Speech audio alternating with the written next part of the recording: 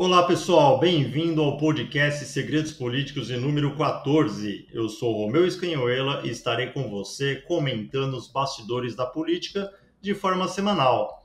Nós dividimos este podcast em 5 blocos. O primeiro é o Brasil em Foco, onde comentamos os principais projetos que estão rolando no Congresso Nacional.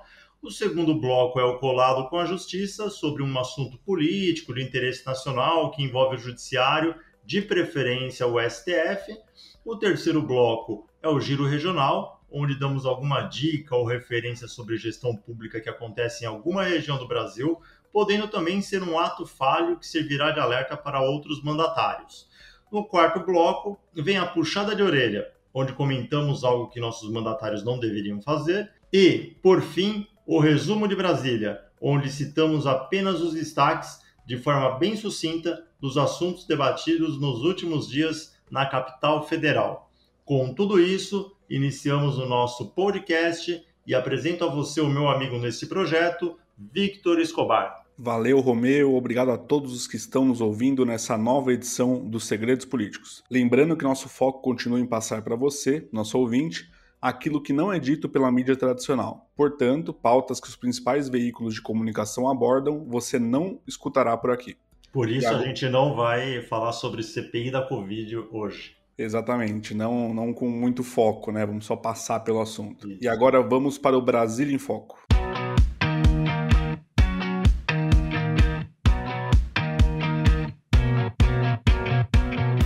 Bom, nossa primeira notícia de hoje, Romeu, não teria como ser outra, né? A repercussão da fala do Bolsonaro sobre guerra biológica, que ela dominou, né, esse assunto na audiência com o chanceler. Pois é, Vitor, a declaração dada na quarta-feira, né, dia 5, pelo presidente da República, Jair Bolsonaro, insinuando, né, que a pandemia do coronavírus poderia ser parte de uma guerra bacteriológica, indagando aí, né, ele falou qual país aí que cresceu mais seu PIB, né, entre aspas aí, né, quem mais cresceu o seu PIB?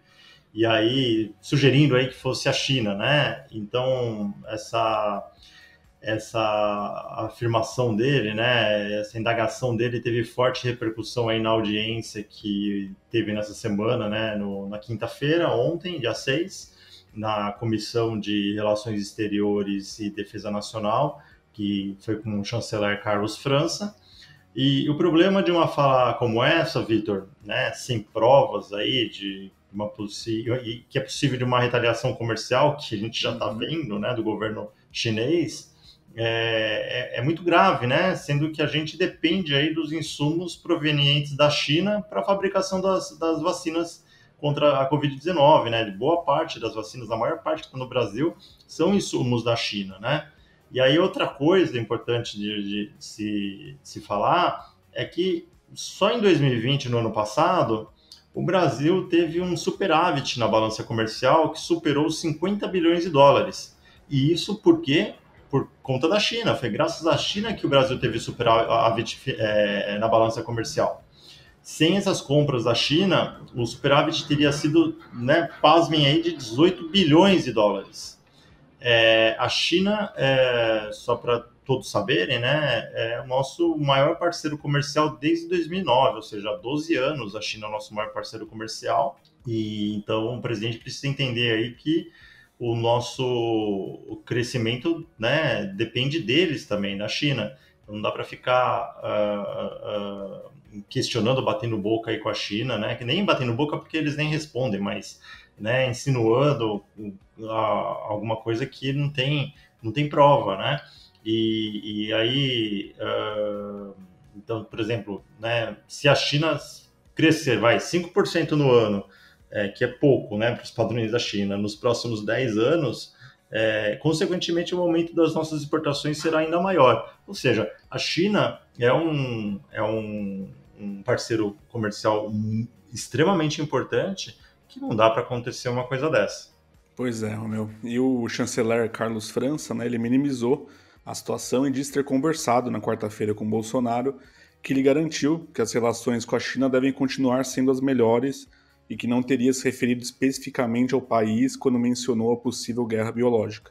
Ó, Romeu, para mim essa fala é um reflexo, né, da confusão que é esse governo Bolsonaro. O presidente ele fala o que vem à cabeça, quase sempre, né, não é coisa boa que vem dele. Pois é verdade. E aí depois ele fala que não falou, fica nervoso com a imprensa, né? O que a gente já está acostumado a ver sempre vindo do Bolsonaro. É uma atrapalhada atrás da outra. Exato, exato. E aí também falando um pouquinho desse foco aí do debate, né, desse assunto, da questão das vacinas, o presidente dos Estados Unidos, Joe Biden, ele está apoiando aí a suspensão da patente das vacinas. Então, assim, aliando-se a países aí que são emergentes na Organização Mundial do Comércio. Então, essa posição aí norte-americana é semelhante àquele projeto de lei 12 de 2021, que foi aprovado recentemente no Senado, Vitor, que está autorizando aí o governo do Brasil a decretar a licença compulsória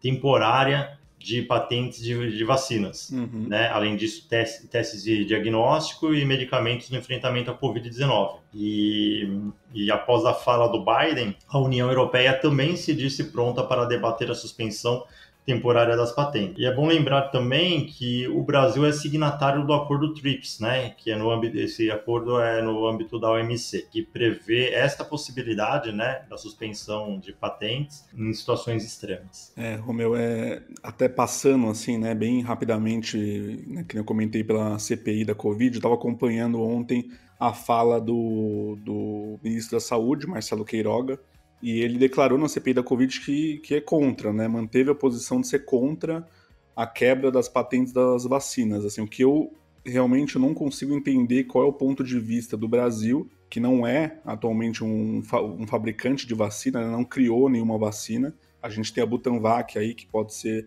a nossa primeira vacina brasileira funcional, né? Feita em parceria com um hospital americano. Mas eu não consigo entender por que o Brasil seria contra, né? Até os Estados Unidos, que tem patente de vacina aí já feita para a Covid-19, está sendo a favor agora da quebra. Por que o Brasil se manteria contra, né? Eu acho que a única razão disso seria prejudicar o lucro das farmacêuticas, né? De quem está produzindo aí a vacina. Mas, por outro lado, vamos, né, deixar claro que quem já produziu e já está vendendo já está tendo um bom lucro nesse atual momento.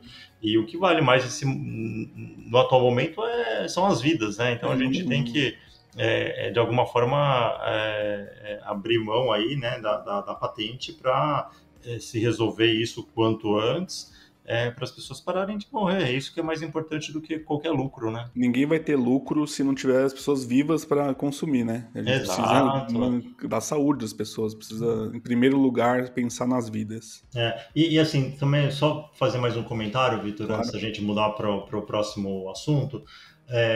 O que me parece muito desse governo Bolsonaro, do Bolsonaro, quando ele fala, né, ataca assim a China, sem provas, me parece até parece um boicote, sabe, da vacina, porque ele sabe que se ele criticar a China vai falar, pô, peraí um pouquinho, o cara tá me criticando, por que eu vou mandar insumos lá para o Brasil da vacina? Eu não vou.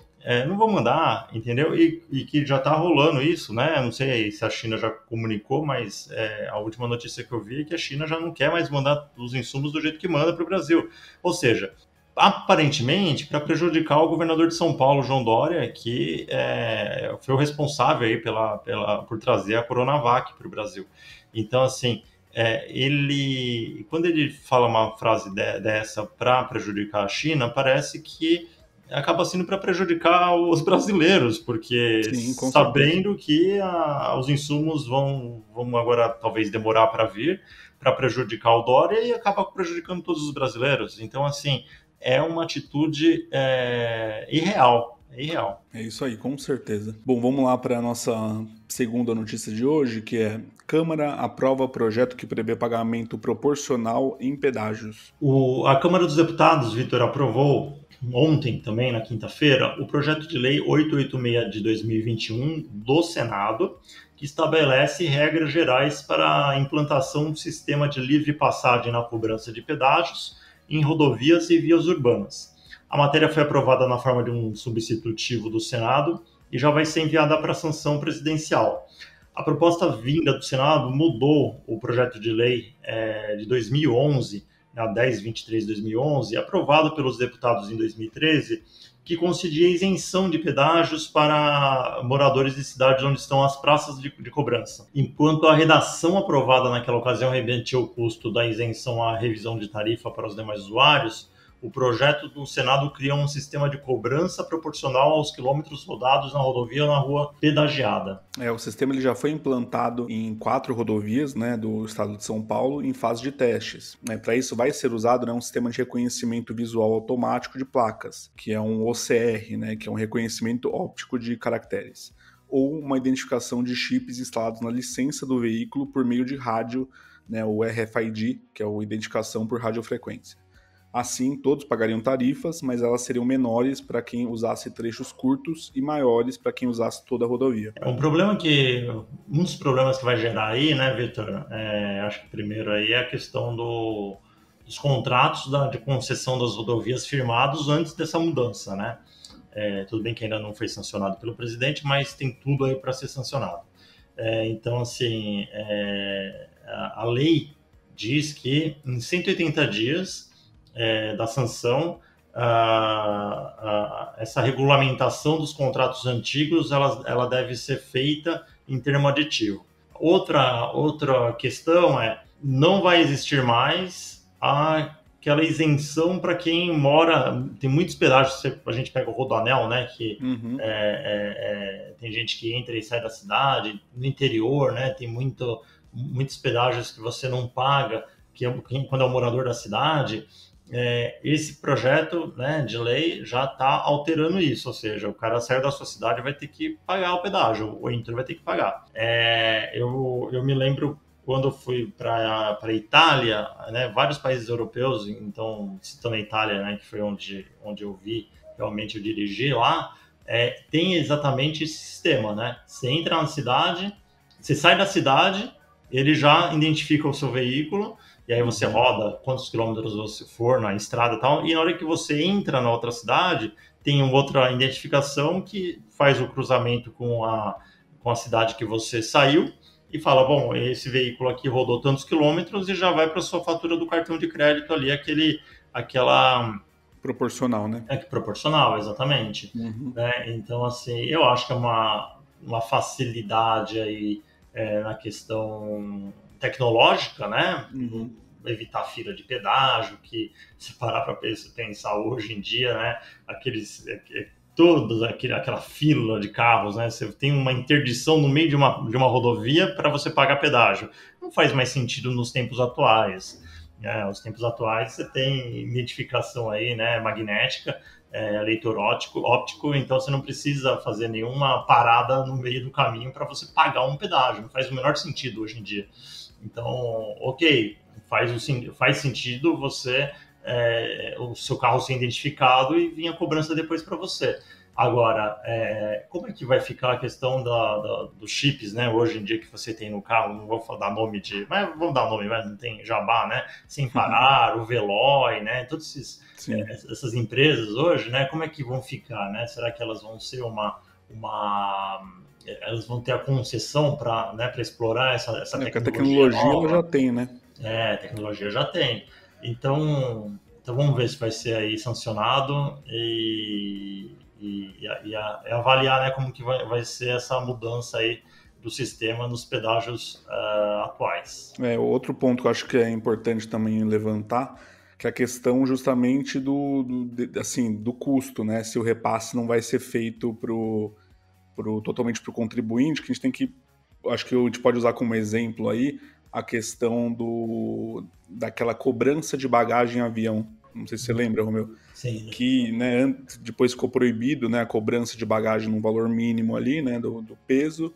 Só que o que aconteceu é que, na verdade, as companhias aéreas subiram o valor das passagens e aí quem levava bagagem no mínimo ali, né, pagaria a mesma coisa que pagava antes, e quem quer levar bagagem acima do limite paga ainda mais, né? Então, acho que é só ter essa fiscalização aí, né, e ter esse controle em cima do valor cobrado nas rodovias para evitar que quem for pagar o mínimo não vai pagar o que já pagava antes, né? E quem for andar mais na rodovia, pague ainda mais, enfim. Precisa ter justamente esse controle para não ter abuso por parte das concessionárias aí, né? Exato. Então, vamos agora para o colado com a justiça.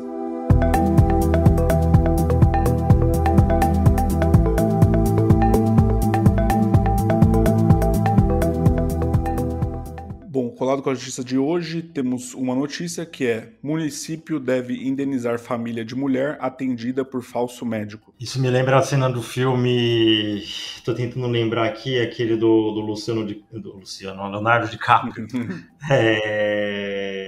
que ele se passa por um falso médico, mas Acho assim, que esse eu não assisti, né? é um filme, eu vou lembrar que vou falar para vocês, mas eu acho que o cara deve ter se inspirado nesse filme.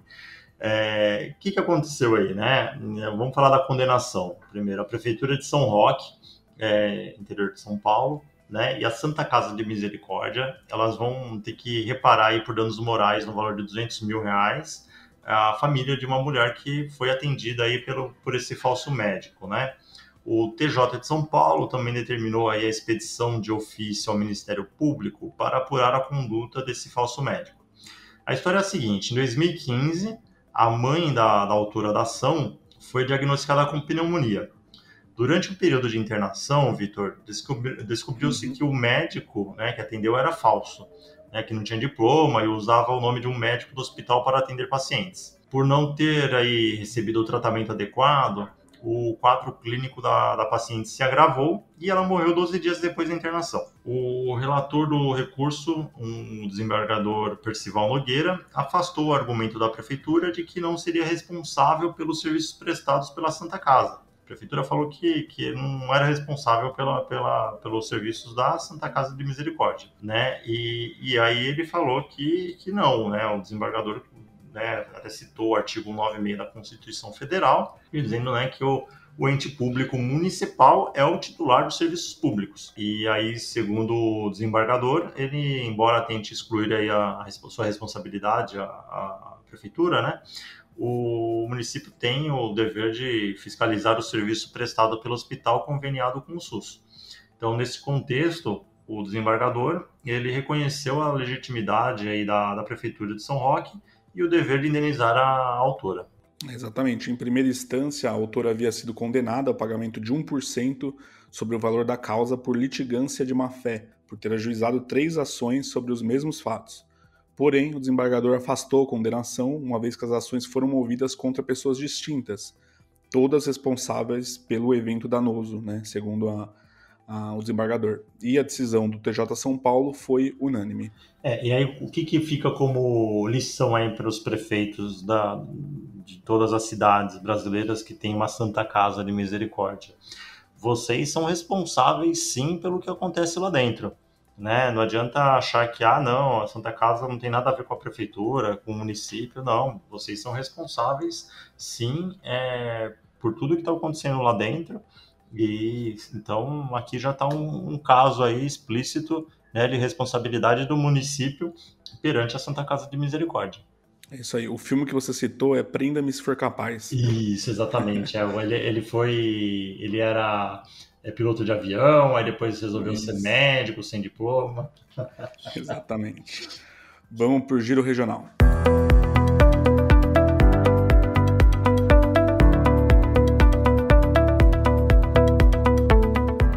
Bom, nossa primeira notícia do Giro Regional de hoje é: funcionário de prefeitura gaúcha faz trade na bolsa com orçamento da cidade e perde 8 milhões de reais. Pois é, Vitor, é rir para não chorar.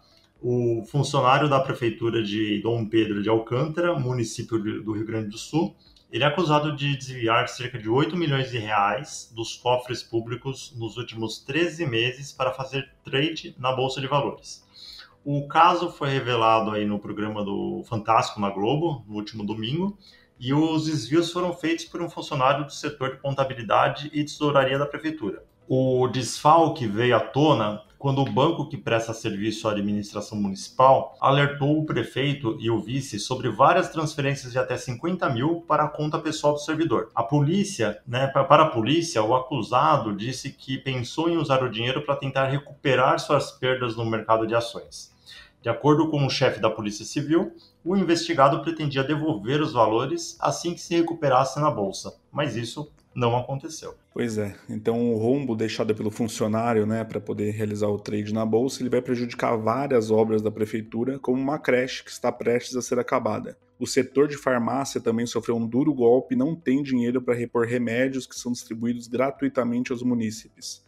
Mas isso não é tudo. Ainda pode faltar também combustível para os ônibus escolares, merenda e orçamento para a contratação de professores. Dom Pedro de Alcântara tem 2.500 habitantes, né, e um orçamento de 18 milhões de reais para 2021. Olha só, quase metade, né, Vitor? Porque ele usou o orçamento da cidade no ano, né, de 18 milhões, ele usou 8 milhões, Exatamente, né? exatamente. Seria 8 milhões, metade do dinheiro da cidade. Exatamente. Bom, o funcionário, né, Simão, foi indiciado por peculato, crime que pode levar o condenado até 12 anos de prisão. No entanto, ele responde em liberdade. É isso aí. Vamos para a próxima notícia, né? Que falar dessa. Espero que ele seja preso, né? E pague pelo, se realmente comprovar tudo isso, né? Que ele seja preso e que ele responda por esse crime Quantas gravíssimo. pessoas, né, prejudicadas, quantas vidas que podem se perder aí por conta Ele não pensa que acho que a pessoa que faz uma atitude como essa, que ele está tirando dinheiro ali, ó, do remédio que o cara recebe gratuito, o cidadão recebe gratuito, que ele não tem condições de pagar, o cara pode morrer porque ele tirou ali o dinheiro, entendeu? Não importa se é 8 mil ou 8 milhões, né? O cara tirou dinheiro da prefeitura, o cara tem que ser preso, não tem outra justificativa. Bom, nossa próxima notícia é: vereador de João Pessoa exibe arma e bíblia durante sessão remota da Câmara. Bem próximo, né? Arma e Bíblia, assim, combina bem, né? O vereador Tarcísio Jardim, do Patriota, mostrou uma arma durante a sessão remota realizada na Câmara Municipal de João Pessoa, na manhã de quinta-feira, agora, né, ontem, e o parlamentar estava em casa quando o momento foi registrado, porque eles estão fazendo ali a sessão virtual, né, cada um da sua casa. Simultaneamente, Tarcísio chegou a mostrar para a câmera a arma e uma Bíblia. A ação foi feita em resposta ao vereador Júnior Alexandre, do PDT, que criticou o uso de armas, assim como a gestão do presidente Bolsonaro diante da pandemia de Covid-19. Para justificar a ação, o vereador destacou que os policiais usam armas enquanto defendem os direitos dos cidadãos. Tarcísio também defendeu o presidente das acusações, né, de outros parlamentares que ele seria um genocida, pela forma que conduziu o país durante o enfrentamento da Covid. O presidente da casa, vereador Dinho, do Avante, ressaltou que Tarcísio também é policial e por isso tem porte de arma. No entanto, ele reforçou que o regimento do local proíbe o uso de armas no plenário.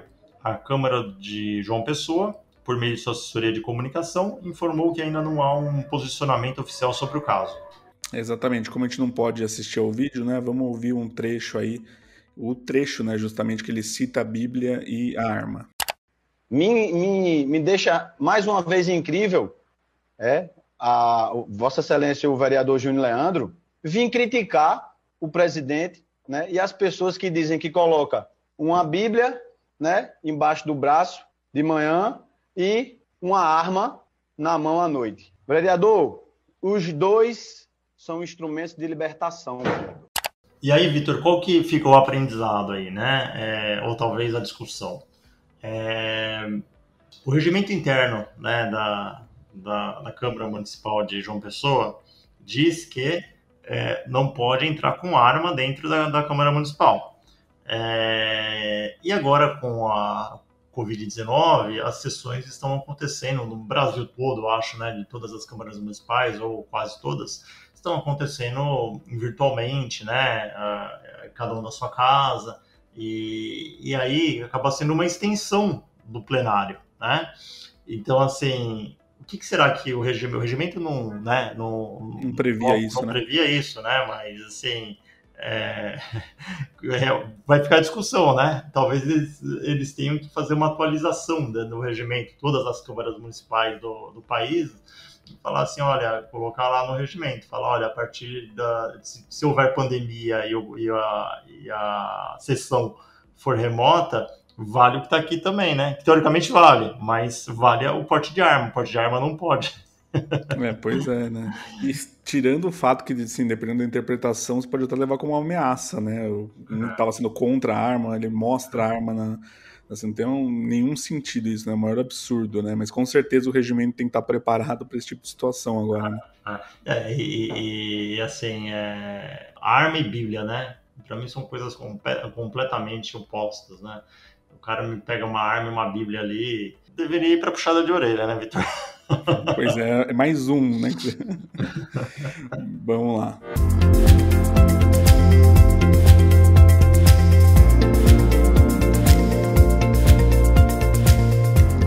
E para quem vai a puxada de orelha da semana, Romeu? Nossa, Vitor, olha, a puxada de orelha tá bem disputada, né? Poderia ir aí pro vereador Tarcísio Jardim, né? Que pegou a Bíblia e a arma ao mesmo tempo. Exato. Poderia ir pro Jair Bolsonaro, né? Que acusou a China de ter criado o coronavírus sem provas. Esse tem merecido toda semana, né? Puxada de orelha. Nossa, como?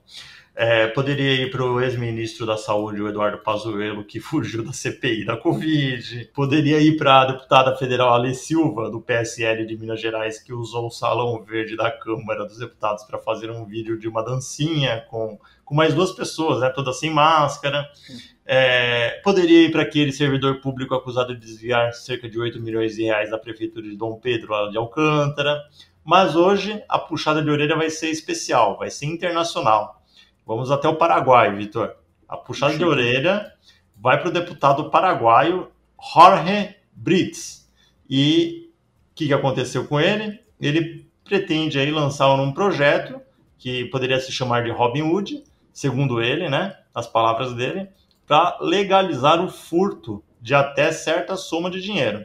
Segundo o deputado, diariamente se lê aí sobre autoridades que se dedicam a roubar, né? E assim, o que daria o direito dos cidadãos também fazerem isso, segundo ele, né? Ele disse que o país está vivendo uma anarquia, e segundo nas palavras dele, né? E é preciso dar uma resposta às pessoas que precisam garantir o sustento de suas famílias. Há um jornalista que classificou o seu possível projeto como absurdo. Brits respondeu que, abre aspas, absurdo é o que o governo não permita que as pessoas trabalhem, fecha aspas, referindo-se às medidas restritivas em vigor para evitar a propagação do coronavírus. E aí ele também disse abre aspas, né? Preciso legalizar o furto de quem roubou das pessoas. A partir daí, elas conseguem algo para amenizar a situação, fecha aspas. Disse o deputado, fazendo referência, né, ao clã Zacarias Irum, acusado de saquear a prefeitura de Ciudad del Este por mais de 18 anos. E Jorge Brits foi eleito pelo departamento de Alto Paraná, né, cuja capital é Ciudad del Este, lembrando que o mesmo deputado já fez campanha contra o uso de máscaras cirúrgicas para a proteção da população contra a Covid-19. E também, né, só lembrando que, né, se ele falou que o país está vivendo uma anarquia, né, na minha opinião, fazendo isso, vai virar uma anarquia ainda maior, né? Porque se vai legalizar o roubo, então as pessoas, o ladrão pode entrar na casa de outras pessoas para roubar, então não vai ter nenhum problema. Ou seja, aí vira uma anarquia, né? Então, é isso. Exatamente. E, Romeu, eu sei que a puxada de orelha foi para o deputado paraguaio, né? Mas eu preciso comentar também, não tem como, sobre a dancinha da Ale Silva, né? Essa quase ganhou, Vitor, mas tava ali, ó. Pois é, deputada do PSL. Olha, assim, é um absurdo de tantas maneiras possíveis, né? Vale lembrar que foi logo após o encerramento da CPI da Covid, né? Que ela fez essa dancinha. E a CPI da Covid que serve justamente para investigar, né, os possíveis crimes cometidos pelo governo federal do presidente Jair Bolsonaro eleito pelo PSL, né, que é o mesmo partido da Ale Silva. Então, assim, além de já ser um absurdo isso por si só, é um tremendo desrespeito, né, a todas as famílias que perderam alguém durante esse período de Covid, durante a pandemia que a gente está vivendo agora, né? Não acabou a pandemia.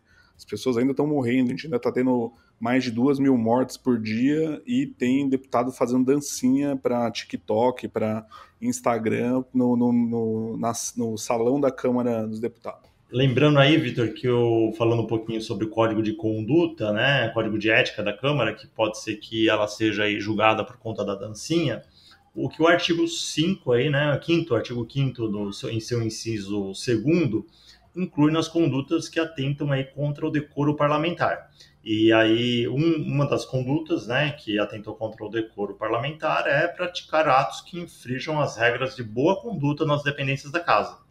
E segundo o artigo 240 do Regimento Interno da Casa, o ato de quebra pode causar a perda de mandato da parlamentar, né? Então, vamos ver aí como que eles vão julgar os colegas deputados aí da Lei Silva.